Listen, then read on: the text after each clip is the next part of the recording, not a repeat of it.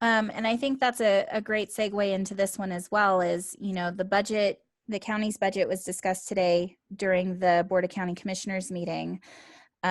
So how would you handle going through the budget and dealing with the shortfalls that are going to be coming due to the past few months of shutdowns? So that's one of the things, I've always said that I'm not, I'm hitting red here. Okay, there we go.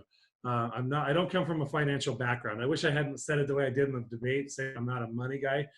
What I meant was by that is that I don't come from a background in finance. So what that means for me is that I need to go and do a little more research and understand and talk to other people. And one of my coworkers when I was at the assessor's office ended up being the director of finance in Carson for a while. So I do have people that I can reach out to that are willing to help educate me and get me up to speed on how exactly the budget works. So we do, I feel like, need to start with that zero-based budget, which means everybody's budget is set to zero, and then you prioritize what are your number one needs and put those in first, and then you build up from there, and then you have to balance.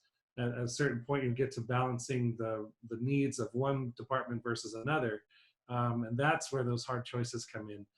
It's going to be, I don't think it's going to be anything that happens easily. It's going to take some serious thought, hopefully some clean debate, and figure out what is going to be the best way to move forward. But I feel like that's really warranted. And it's probably the way the budget should be done every year anyway. And I know that is something that Patrick Cates had talked about already. So it's not like it's a new idea, but I definitely believe that's a way that we should move forward with our budget in general. That also will reach out to other things like roads and different things that have always been said that they're underfunded.